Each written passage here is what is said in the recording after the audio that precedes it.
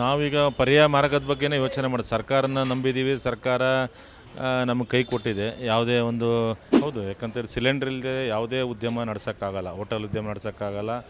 ಕಾಳಸಂತೆಯೇ ಒಂದು ದೊಡ್ಡ ದಂಧೆ ನಡೀತಾ ಇದೆ. ಯಾಕಂತೇಳಿದರೆ ಒಂದು 3-4 ದಿವಸಕ್ಕೆ ಆಗುವಷ್ಟನ್ನು ಒಂದು ನಮಗೆ ತಿಳಿದ ಮಾಹಿತಿ ಪ್ರಕಾರ 3,000 ರೂಪಾಯಿ ಕೊಟ್ಟರೆ ನಿಮಗೆ ಒಂದು 3 ಸಿಲಿಂಡರ್ ಕೊಡಿಸ್ತೀನಿ ಅಂತ ಹೇಳಿದ್ದಾರೆ.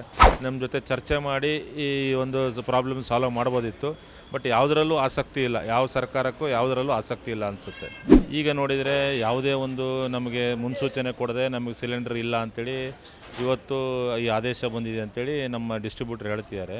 ಇಸ್ರೇಲ್ ಇರಾನ್ ಯುದ್ಧ ನಡೀತಾ ಇದ್ದರೆ ಭಾರತದಲ್ಲಿ LPG ಎಮರ್ಜೆನ್ಸಿ ಮತ್ತು ಅಭಾವದ ಕೊರತೆ ಎದುರಾಗ್ತಿದೆ. ಈ ಬಗ್ಗೆ ಮಾತಾಡೋದಕ್ಕೆ ನಿಸರ್ಗ ಗ್ರ್ಯಾಂಡ್ ಹೋಟೆಲ್ನ ಮಾಲೀಕರಾದಂಥ ಕೃಷ್ಣರಾಜ್ ಅವರು ನಮ್ಮ ಜೊತೆಗಿದ್ದಾರೆ. ಸರ್, ಬೆಂಗಳೂರಲ್ಲಿ LPG ಎಮರ್ಜೆನ್ಸಿ ಥರ ವಾತಾವರಣ ಇದೆ, ಹೋಟೆಲ್ಗಳು ಬಂದ್ ಆಗ್ತಿದೆ. ಹೌದು, ಯಾಕಂತೇಳಿ ಸಿಲಿಂಡ್ರ್ ಇಲ್ಲದೆ ಯಾವುದೇ ಉದ್ಯಮ ನಡೆಸೋಕ್ಕಾಗಲ್ಲ. ಹೋಟೆಲ್ ಉದ್ಯಮ ನಡೆಸೋಕ್ಕಾಗಲ್ಲ. ಕಮರ್ಷಿಯಲ್ ಆ್ಯಕ್ಟಿವಿಟೀಸಿಗೆ ನಿಮಗೆ ಸಿಲಿಂಡ್ರ್ ಬೇಕೇ ಬೇಕು. ನಿನ್ನೆ ಸೋಮವಾರ ದಿವಸ ನಮ್ಮ ಡಿಸ್ಟ್ರಿಬ್ಯೂಟ್ರು ಸಪ್ಲೈ ಕೊಡ್ತಾಯಿಲ್ಲ ಸರ್, ಆಲ್ರೆಡಿ ಸ್ಟಾಪ್ ಮಾಡಿಬಿಟ್ಟಿದ್ದಾರೆ, ನಿಮ್ಗೆ ಕೊಡೋಕ್ಕಾಗಲ್ಲ ಅಂಥೇಳಿ ಹೇಳಿದರು. ಅರೆ, ನೀವು ಒಂದು 15 ದಿವಸ ಮುಂಚೆ ಆದರೆ ಹೇಳಬೇಕಲ್ಲಪ್ಪ. ಇವತ್ತು ಮಂತ್ರಿಗಳು, ನಮ್ಮ ಕೇಂದ್ರ ಮಂತ್ರಿಗಳು ಹರ್ದೀಪ್ ಸಿಂಗ್ ಪೂರಿ ಅವರು 60 ದಿವಸಕ್ಕೆ ಆಗುವಷ್ಟು ಅಂತ ಒಂದು LPG ನಮ್ಮಲ್ಲಿ ಸ್ಟಾಕ್ ಇದೆ ಅಂಥೇಳಿ ಎಕ್ಸ್ ಖಾತೆಯಲ್ಲಿ ಹೇಳಿದ್ದಾರೆ. ಈಗ ನೋಡಿದರೆ ಯಾವುದೇ ಒಂದು ನಮಗೆ ಮುನ್ಸೂಚನೆ ಕೊಡದೆ ನಮಗೆ ಸಿಲಿಂಡರ್ ಇಲ್ಲ ಅಂಥೇಳಿ ಇವತ್ತು ಈ ಆದೇಶ ಬಂದಿದೆ ಅಂಥೇಳಿ ನಮ್ಮ ಡಿಸ್ಟ್ರಿಬ್ಯೂಟರ್ ಹೇಳ್ತಿದ್ದಾರೆ.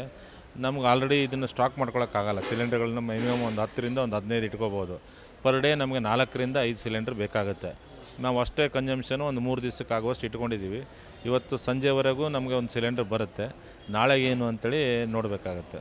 ಸರ್, ಈಗ ಹೋಟೆಲ್ ತಿಂಡಿ ಊಟದ ಮೇಲೆ ಡಿಪೆಂಡ್ ಆಗಿರೋ ಜನರಿಗೆ ಈಗ ನಾಳೆಯಿಂದ ಪರ್ಯಾಯ ಮಾರ್ಗನೂ ಇಲ್ಲ. ಅದಕ್ಕೆ ಅವ್ರು ಬಂದರೆ ಅವ್ರಿಗೆ ನೀವು ಯಾವ ರೀತಿ ಜವಾಬ್ದಾರಿ?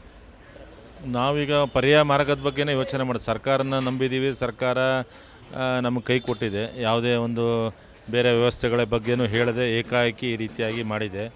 ನಾವು ನಮ್ಮದೇ ಆದ ಒಂದು ಬೇರೆ ಬೇರೆ ಒಂದು ಸೋಲಾರ್ ಸಿಸ್ಟಮಿಂದ ಅಡುಗೆ ಮಾಡುವಂಥವ್ರ ಜೊತೆ ಮಾತಾಡ್ತಾ ಇದ್ದೀವಿ. ಆಮೇಲೆ ಇಂಡಕ್ಷನ್ ಒಲೆ ಅವ್ರ ಬಗ್ಗೆ ಮಾತಾಡ್ತಾ ಇದ್ದೀವಿ. ಕೆಲವೊಂದು ಈ ಹೊಟ್ಟಿನ ಒಂದು ಬ್ರಿಗೇಡ್ಸಿಂದ ಒಂದು ಕುಕ್ ಮಾಡುವಂಥ ವ್ಯವಸ್ಥೆ ಬಗ್ಗೆ ಯೋಚನೆ ಮಾಡ್ತಾಯಿದ್ದೀವಿ. ಅವ್ರ ಜೊತೆ ಎಲ್ಲ ಮಾತಾಡ್ತಾ ಇದ್ದೀವಿ. ಅದು ಒಂದು ಸ್ವಲ್ಪ ದಿವಸ ಹಿಡಿಯುತ್ತೆ ಅದು ಕಂಪ್ಲೀಟ್ ಸೆಟ್ ಆಗಬೇಕಾದ್ರೆ. ಯಾಕಂದ್ರೆ ನಮ್ಮ ಕಾರ್ಮಿಕರು ಈ ಒಂದು ಗ್ಯಾಸ್ ಒಲೆಯಲ್ಲಿ ಅಡುಗೆ ಮಾಡಿ ಅಭ್ಯಾಸ ಆಗಿರುತ್ತೆ. ಆದ್ದರಿಂದ ಅದಕ್ಕೂ ಒಂದು ಸ್ವಲ್ಪ ದಿವಸ ಹಿಡಿಯುತ್ತೆ. ಬಟ್ ಒಂದು ತಕ್ಷಣ ಏನಾದರೂ ಒಂದು 15 ದಿವಸ ಅವಕಾಶ ಕೊಟ್ಟು ಮಾಡಬೇಕಾಗಿರುತ್ತೆ.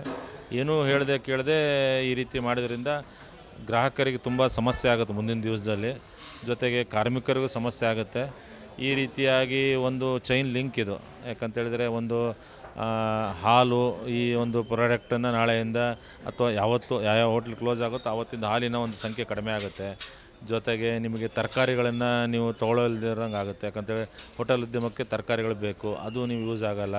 ಒಂದು ಚೈನ್ ಲಿಂಕಲ್ಲಿ ನಡೆಯುವಂಥ ಒಂದು ವ್ಯವಸ್ಥೆ. ಯಾಕಂತೇಳಿದರೆ ಕಳೆದ ಕೋವಿಡಲ್ಲೂ ನೋಡಿದಿರಿ ನೀವು, ಹೋಟೆಲ್ ಉದ್ಯಮ ಬಂದಾಗಲಿಲ್ಲ. ಬೇರೆ ಎಲ್ಲ ಉದ್ಯಮ ಬಂದಾಗಿತ್ತು, ಹೋಟೆಲ್ ಉದ್ಯಮ ಬಂದಾಗಲಿಲ್ಲ. ಅದನ್ನು ಪಾರ್ಸಲ್ ವ್ಯವಸ್ಥೆಗಳಲ್ಲಿ ನಡೀತಾ ಇತ್ತು.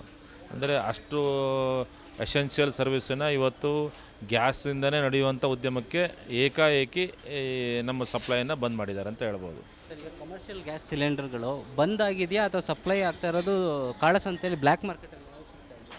ಕಾಳಸಂತೆಯೇ ಒಂದು ದೊಡ್ಡ ದಂಧೆ ನಡೀತಾ ಇದೆ. ಯಾಕಂತೇಳಿದರೆ ಒಂದು 3-4 ದಿವಸಕ್ಕೆ ಆಗುವಷ್ಟನ್ನು ಒಂದು ನಮಗೆ ತಿಳಿದ ಮಾಹಿತಿ ಪ್ರಕಾರ distributors, Indian oil corporation distributors ಇವರೆಲ್ಲ ಒಂದು 2,800 3,000 ರೂಪಾಯಿಗೆ ಸಿಲಿಂಡ್ರನ್ನ ಸಪ್ಲೈ ಮಾಡ್ತಿದ್ದಾರಂತ ಒಂದು ಕೇಳ್ಪಟ್ಟಿದ್ದೀವಿ. ಅವರೊಂದು ಗೋಡಾನಲ್ಲಿ ಈ ರೀತಿಯಾಗಿ ಸ್ಟಾಕ್ ಮಾಡಿ ನೀವು ಬೇಕಾದ್ರೆ ಗೋಡಾನಿಗೆ ಬಂದು ತೊಗೊಂಡು ಹೋಗಬೇಕು, ಅಲ್ಲಿಗೆ ನಾವು ಸಪ್ಲೈ ಮಾಡಲ್ಲ, ಅಲ್ಲಿಗೆ ಬಂದು ತೊಗೊಂಡು ಹೋಗಬೇಕು, ನಿಮ್ಮ ವೆಹಿಕಲಲ್ಲೇ ತೊಗೊಂಡು ಹೋಗಬೇಕು ಅಂತ ಒಂದು ಆಫರನ್ನ ಮಾಡ್ತಾ ಇದ್ದಾರೆ. ಈ ರೀತಿಯಾಗಿ ಮಾಡಿದಾಗ ಕಾಳಸಂತೆ ಒಂದು ಅವಕಾಶನ ಅವ್ರು ಬಳಸ್ಕೋತಾ ಇದ್ದಾರೆ.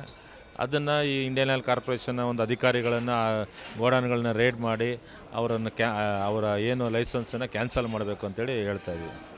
ಸೆಂಟ್ರಲ್ ಗೌರ್ಮೆಂಟ್ ಆಗಲಿ ಸ್ಟೇಟ್ ಗೌರ್ಮೆಂಟ್ ಆಗಲಿ ಆದಷ್ಟು ಬೇಗ ಯಾವ ರೀತಿ ಕ್ರಮ ಕೈಗೊಳ್ಬೇಕು? ನೋಡಿ, ಈ ಪೆಟ್ರೋಲಿಯಂ ಪ್ರಾಡಕ್ಟು ಈಗ ಜಾಸ್ತಿ ಹೊರಗಡೆಯಿಂದನೇ ನಮಗೆ 50% ಹೊರಗಡೆಯಿಂದನೇ ಬರ್ತಾ ಇದೆ.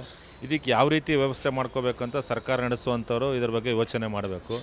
ಈ ಏಕಾಏಕಿ ನಮಗೆ ಈ ರೀತಿ ನಿಲ್ಲಿಸಿದಾಗ ನಮಗೆ ಸಮಸ್ಯೆ ಆಗುತ್ತೆ. ಈ ರೀತಿಯಾದ ಒಂದು ಸಮಸ್ಯೆ ಬಂದಾಗ ಹೋಟೆಲ್ ಉದ್ಯಮದವ್ರನ್ನ ಕರೆದುಬಿಟ್ಟು ನಿಮ್ಗೆ ಯಾವ ರೀತಿ ನಾವು ರನ್ ಆಗುತ್ತೆ ಚಾನ್ಸಸ್ ಇದೆ, ಅಥವಾ ಒಂದಿಷ್ಟು ಐಟಮ್ಗಳನ್ನು ಕಡಿಮೆ ಮಾಡಿಬಿಟ್ಟು ನೀವು ಗ್ಯಾಸ್ ಕನ್ಸಂಪ್ಷನ್ ಕಡಿಮೆ ಮಾಡೋಕ್ಕಾಗತ್ತಾ, ಅಥವಾ ನಿಮಗೊಂದು 3 ಸಿಲಿಂಡ್ರ್ ಕೊಟ್ಟರೆ, ಈಗ ಸದ್ಯದ ಮಟ್ಟಿಗೆ ಒಂದು 3 ಸಿಲಿಂಡರ್ ಕೊಟ್ಟರೆ ಆಗುತ್ತಾ ಅಂತ ಒಂದು ಈ ರೀತಿಯಾಗಿ ಯೋಚನೆ ಮಾಡಿ ನಮ್ಮ ಜೊತೆ ಚರ್ಚೆ ಮಾಡಿ ಈ ಒಂದು ಪ್ರಾಬ್ಲಮ್ ಸಾಲ್ವ್ ಮಾಡ್ಬೋದಿತ್ತು. ಬಟ್ ಯಾವುದರಲ್ಲೂ ಆಸಕ್ತಿ ಇಲ್ಲ, ಯಾವ ಸರ್ಕಾರಕ್ಕೂ ಯಾವುದರಲ್ಲೂ ಆಸಕ್ತಿ ಇಲ್ಲ ಅನಿಸುತ್ತೆ.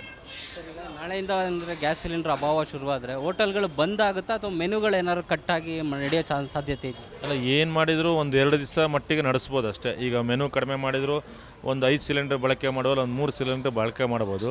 ಬಟ್ ಸಪ್ಲೈ ಆಲ್ರೆಡಿ ಸೋಮವಾರದಿಂದ ನಿಲ್ಲಿಸ್ಬಿಟ್ಟಿದ್ದಾರೆ, ಇವತ್ತು ಸಪ್ಲೈ ಇಲ್ಲ. ಆಮೇಲೆ ನಾಳೆನೂ ಸಪ್ಲೈ ಬರದೇ ಇದ್ದರೆ ಅನಿವಾರ್ಯತೆ ಇದೆ. ನಾವು ಕೆಲವೊಂದು ಈಗ ನಾವು ಇವತ್ತು ಸಂಜೆವರೆಗೆ ನಮಗೆ ಬರುತ್ತೆ, ನಾಳೆದು ಏನು ಅಂತ ಯೋಚನೆ ಮಾಡ್ತಾ ಇದ್ದೀವಿ. ಯಾರೋ ಒಬ್ರು ಈಗ 3,000 ರೂಪಾಯಿ ಕೊಟ್ಟರೆ ನಿಮಗೆ ಒಂದು 3 ಸಿಲಿಂಡರ್ ಕೊಡಿಸ್ತೀನಿ ಅಂತ ಹೇಳಿದ್ದಾರೆ. ಆ ರೀತಿಯಾಗಿ ನಾವು ಯೋಚನೆ ಮಾಡ್ತಾ ಇದ್ದೀವಿ. ಅದು ಒಂದು 2 ದಿವಸ ಮಟ್ಟಿಗೆ ನಡಿಬೋದು, ಬಿಟ್ಟರೆ ಪರ್ಮನೆಂಟ್ ಸೊಲ್ಯೂಷನ್ ಅಲ್ಲ ಅದು. ಹಾಗೆ